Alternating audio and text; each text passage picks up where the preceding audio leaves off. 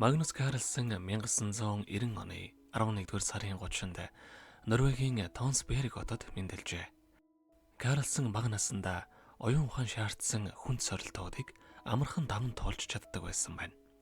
Тодорхойлбол тэрээр 2 настайдаа 500 ширхгээс бүрдсэн эвлүүлдэг тоглоомыг угсарч чадсан бөгөөд 4 настайдаа 10-аас 14 насны хүүхдүүдэд зориулсан Лего иж бүрдэл тоглоомыг угсарч чадсан байна. Түүний аав шатар тоглох дуртай байсан бөгөөд Карлсонд 5 настай байхдаа шатар тоглохыг зааж байсан ч тэрээр анхандаа тийм ч их сонирхоогүй байна. Карлсны шатрын спортыг онцгойлон сонирхож эхэлсэн шалтгаан бол тэрээр 3 эгчтэй. Нэг эгч нь шатар тоглох дуртай байсан бөгөөд Карлсон эгчийгээ энэ тоглоомонд ялах хүсэлт автан шатрын спортод гүн оржээ.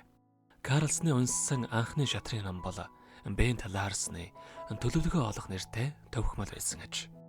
Нэмж хэлэхэд Карлсон зөвхөн шатар тоглохоос гадна хоббигоо дагаж хөл бөмбөг тоглох болон цанаар гулгах мөн комик унших дуртай.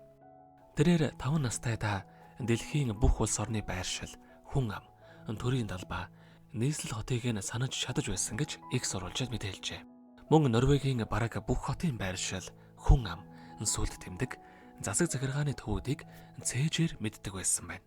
Карлсон 1999 оны Норвегийн шатрын аврах шалгаруулах тэмцээний хамгийн залуу төрөлд 8 нас 7 сартад оролцож 11 өрөг тоглосноос 6 өрөгт нь ялалт байгуулжээ. Энэ үед түүний ранк 904 байсан бол дараа жил нь буюу 2000 онд 1907 болтлоо өссөн байна. 3 жилийн дотор Карлсон 300 гаруй тэмцээнд оролцож 2003 оны 8 дугаар сарын 20-нд IM цолыг албан ёсоор хүртсэн байна. Ингээд жил бүр томоохон тэмцээнд оролцож өөрийгөө улам бүр сайжруулжээ. Магнус 2024 оны 12 дугаар сарын байдлаар Рапид төрөлд 2838, Блиц төрөлд 2890 гэсэн ранктай байна. Эндээс бид нэг зүйлийг ойлгож болох нь хүүхдийг багаас нь дуртай зүйлд нь зөв чиглүүлж чадвал ямар их амжилтанд хүрч болохыг ойлгож болохоор байгаа юм.